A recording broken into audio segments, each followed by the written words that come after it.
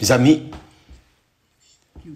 que le Saint-Esprit, l'Esprit du Dieu vivant, l'Esprit du Tout-Puissant, Dieu d'Abraham, Dieu d'Isaac, Dieu d'Israël, Dieu et Père de notre Seigneur Jésus-Christ, soit avec vous tous, maintenant et pour toujours. Voyez, aujourd'hui, nous commençons maintenant notre jeûne de Daniel. 21 jours d'abstinence de toutes les informations de ce siècle, loisirs, politique, élections, quel que soit le sujet, y compris les ragots, les réseaux sociaux, les conversations inutiles entre les uns et les autres. Laissez tout de côté. Cherchez à vous vider de vous-même et absorber les pensées de Dieu pour que vous puissiez avoir l'esprit du Dieu vivant, l'esprit de la création, l'esprit qui a dit que la lumière soit et la lumière fut, pour qu'il y ait dans votre vie la lumière et qu'elle puisse alors vous guider vers les verts pâturages qu'il a préparés pour ceux qui obéissent à sa voix, à sa parole. En parlant d'Abraham, nous avons parlé au sujet de la famille, parce que, en ce qui concerne l'être humain, la première chose que Dieu a créée, sa sainte famille, il a créé Adam à son image et ressemblance, et ensuite, il a fait Ève, et il a constitué alors l'institution la plus sacrée qui existe sur terre, qu'est la famille, le foyer, le mariage, l'union entre deux personnes qui se font une seule. Et juste pour que vous ayez une idée de cette révélation, de la grandeur de cette révélation, vous qui me regardez en cet instant, qui allez participer, évidemment, beaucoup vont voir cette vidéo après, peu importe, mais vous êtes en train de regarder, c'est comme si vous étiez en direct. Maintenant, nous sommes en direct, mais quel que soit le moment où vous allez regarder, ce sera en direct, parce que l'esprit est le même. Voyez,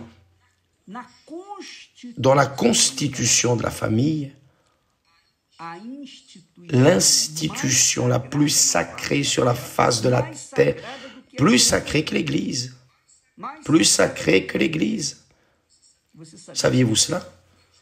Dieu a d'abord créé la famille, parce que Dieu est famille.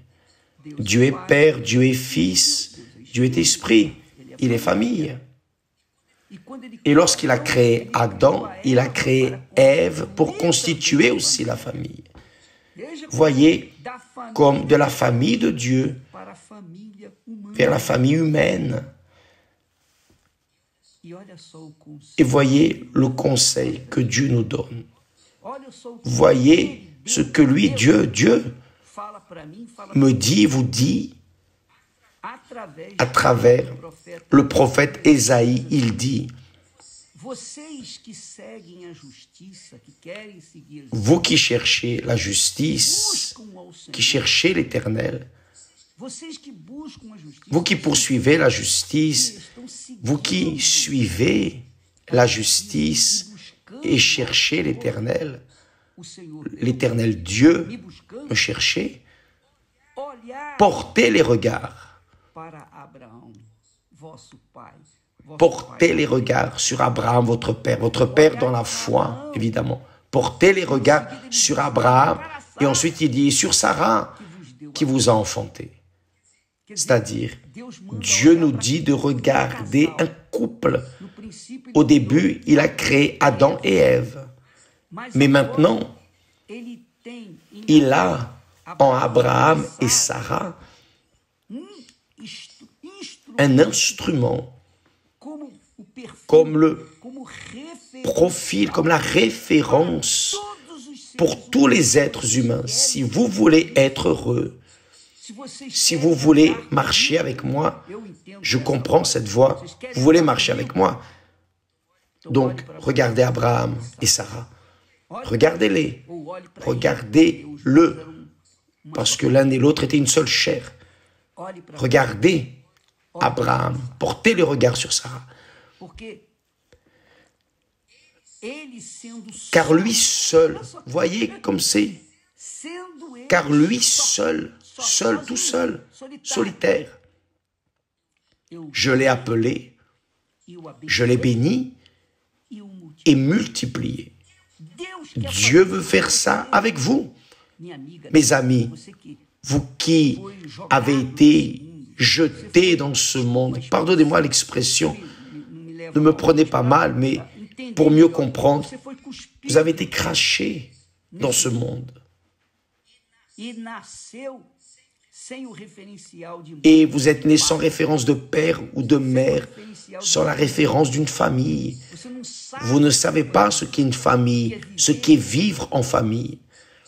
Vous ne savez pas ce qu'est avoir un mari, une épouse, une personne qui représente Dieu. Ou vous ne savez pas ce que c'est qu'avoir une épouse qui représente l'Église du Seigneur Jésus. Vous ne savez pas ce que c'est. Vous êtes seul. Vous êtes né seul et avez vécu seul depuis des années. Et vous vous plaignez, vous vous lamentez, vous murmurez. Ah, je ne peux pas croire en Dieu parce que je vois tant de personnes vivant en famille. Et moi, je n'ai pas de père, je n'ai pas de mère, je n'ai personne avec moi. Mes amis, vous qui vous trouvez dans cette situation, Dieu veut faire de vous un Abraham de ce monde, une référence. Il dit ici,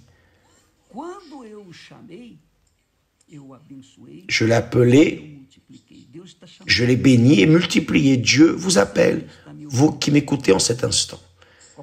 Quelle que soit l'heure de la journée, ce soit aujourd'hui, demain, peu importe le jour, Dieu est en train de vous appeler, vous femmes, vous jeunes, vous qui vous trouvez perdus, vous qui êtes orphelins de père et de mère, vous êtes orphelins de tout, de tous, vous êtes une personne isolée, abandonnée, rejetée, exclue. Dieu vous appelle. Et il est en train de dire, portez les regards sur Abraham, portez les regards sur Sarah. Vous qui êtes homme, il vous dit, portez les regards sur Abraham. Vous qui êtes femme, il est en train de dire, portez les regards sur Sarah, parce que elle était stérile, elle ne pouvait pas enfanter. Et elle a enfanté à 90 ans, avec son corps qui était déjà fatigué. Mais même ainsi, Dieu, le Dieu d'Abraham, le Tout-Puissant d'Israël, non d'Israël physique, mais l'Israël né d'Isaac, qui est né d'Abraham, portez les regards sur lui. Je veux faire de vous ce que j'ai fait avec eux. Dieu veut faire de vous une nouvelle créature. Il veut faire de vous une famille véritable. Comme il a fait avec moi, je peux dire cela. Moi aussi, j'ai l'autorité pour vous dire cela. J'ai l'autorité. Dieu m'a donné une famille. Il veut vous donner une famille.